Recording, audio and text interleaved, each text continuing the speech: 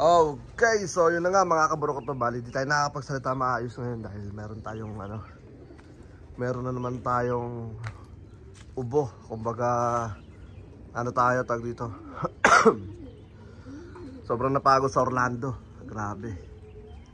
Yan, kasi umulan doon ng Bahagya. So yung mga ibon natin, bali yan, first, second room plus 20 from third room. Yan, good luck mga kaburo ko to.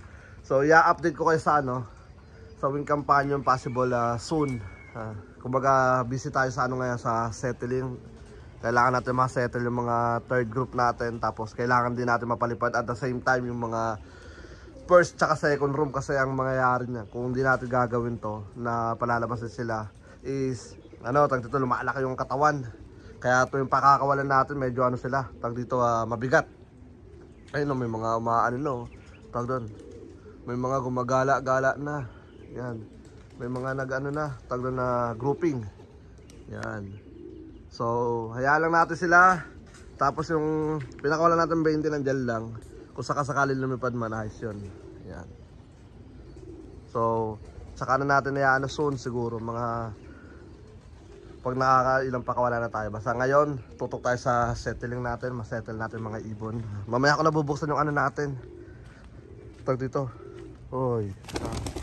Yung ating trapdoor, di ko pa kasi nabubuksan. Yan. Kasi mga tinanim natin oregano, okay siya. Palagay ko nabuhay. Then nagsisettle na lang sila. Yan, ito yung mga ibon. Yan. Hanggat maaari, lumalapit ako sa kanila para hindi sila mailap sa akin. Ayan yung sakbuwal lang. Kumbaga, naglagay na rin tayong tubig dyan. Para kung sakasakaling gusto nila uminom sila muna. Kasi nakasarado naman yung trapdoor. Mamaya na natin sila pagbubuksan. Yan. Yan sila. Ganda na itong na to. Ayan Yan. So next project natin, malinis natin dito banda. Okay, let's go.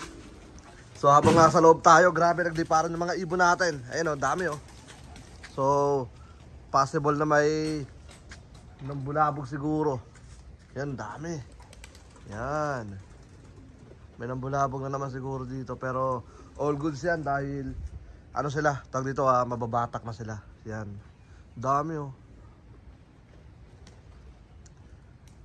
So gagawin natin is papapasukin na natin yung mga yan. Ayan sila Hindi para lang sila Yun. Ayun, dami sa taas, tumutuldok.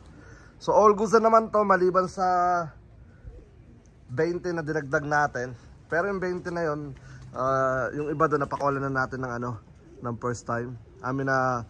First time, so second time na nila rito. Yan. So ito yung mga ibon. Yan sila, mostly nandun. May mga tumuldok, magkakagrupo. Yan. So ang mangyayari dito sa mga to, pagbaba ng mga yan, papasok na yung mga yan sigurado. Yan. Alright, so tingnan natin mga kaburo ko to. Ayun para na sila, tag dito matadtad na sila sa liparag. Ayun malapit na magdilim ang kalangitan. Yan.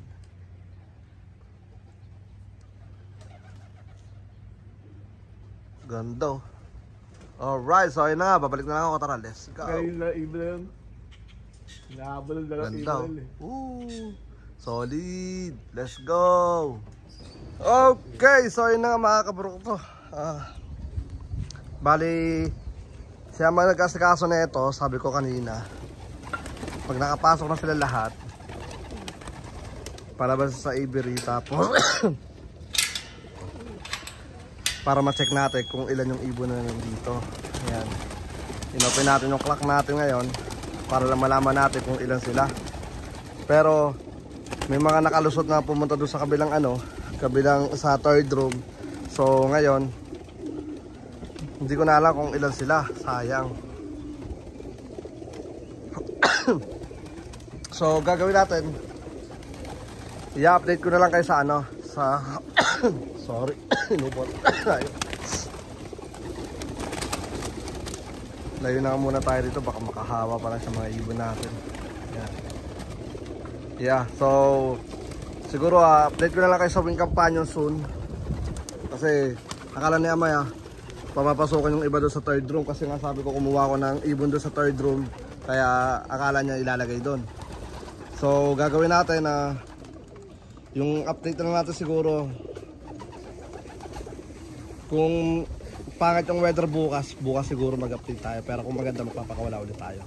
Okay, so yun na nga mga kaburo ko to. Hanggang dito na lang muna yung video. Papahinga na muna tayo. Ako nga po pala ulit si Brown G.